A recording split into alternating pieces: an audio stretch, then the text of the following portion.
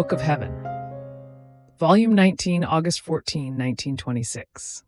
Bitternesses of the soul because of the news of the upcoming printing of the writings on the will of God. Words of Jesus in this regard. My poor heart swims in the sea of the bitternesses of the privations of my sweet Jesus. If he comes at all, he is like a flash that escapes, and in that light of the flash I see the poor world, its grave evils, the bonds among nations which are binding themselves to one another in order to start wars and revolutions. And by doing this, they draw the chastisements of heaven, but so grave as to destroy entire cities and peoples. O God, how great is the human blindness! But as the flash of his lovable presence ends, I remain in the dark more than before, with the thought of my poor brothers, scattered in the hard exile of life. But this was not enough to fill my poor heart with intense bitternesses. Something else added to suffocate my poor existence with those roaring waves that overwhelm my poor soul. That is, the news of the upcoming printing of the writings on the most holy will of God, since our Monsignor Archbishop had given his approval, placing the imprimatur himself. But this was nothing. The most fatal blow to my poor soul has been the news that they were going to put not only what regarded the divine will, because after so much insistence from our Lord and the superiors, I had convinced myself that the glory of God required this. And, miserable and little as I am, it is not for me to oppose what blessed Jesus wants.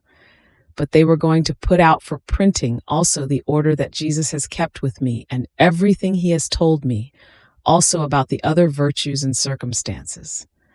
This was too painful for me, and I spoke out my reasons over and over again so that it would not be done. Then, while I was so oppressed, my sweet Jesus, moving in my interior, as though feeling the weight of my oppression, clasped me in his arms, and shaking me up told me, "My daughter, what's the matter? What's the matter? Be cheered. I do not want you to be so oppressed. Instead of thanking me, you oppress yourself. You must know that, so that my supreme will might be known, I had to prepare things, dispose means, overwhelm the Archbishop with those acts of absolute dominion of my will, which man cannot resist. I had to make one of my great prodigies. Do you think it is easy to obtain the approval of a bishop? How hard it is, how many quibbles, how many difficulties.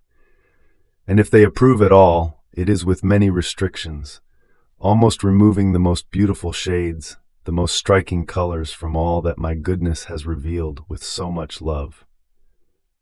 Don't you see, then, the triumph of my will in the approval of the Archbishop, and therefore my great glory and the great necessity that the knowledges about the supreme will become known and, like beneficial dew, dampen the ardor of passions? Like rising sun, my will dispels the darkness of the human will and removes the torpor which almost all creatures have, also in doing good, because the life of my will is missing. My manifestations about it will be like the balm which will heal the wounds produced by the human will. Those who will have the good of knowing them will feel a new life of light, of grace, of strength flow within them to fulfill my will in everything. Not only this, but in comprehending the great evil of their own will, they will abhor it, and will shake themselves from the yoke so very hard of the human will, to place themselves under the gentle dominion of mine. Ah, you do not know nor see what I know and see, therefore let me do it, and do not oppress yourself. Rather, you yourself should have urged and pushed the one whom I have disposed with so much love to take on this commitment. Even more, you should have told him to hurry and not to lose time. My daughter, the kingdom of my will is unshakable, and in these knowledges about it I have placed so much light, grace, and attraction as to render it victorious, in such a way that as they become known, they will wage a sweet battle against the human will, and creatures will be conquered. These knowledges will be an immensely high and strong wall, more than the terrestrial Eden, which will prevent the enemy from entering in order to molest those who, conquered by it, will pass to live in the kingdom of my will.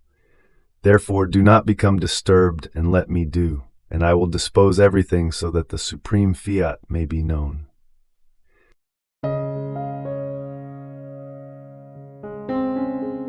Thank you for being a part of our community here at Divine Will app. If you enjoy listening to Jesus' lessons on how to live in the divine will, please give this video a thumbs up. Your likes help us reach more souls yearning to live in the kingdom of the divine will. We'd love to hear your thoughts and reflections, so drop a comment below. Your insights not only enrich our community, but also inspire others on their spiritual journey. And don't forget to subscribe to our channel.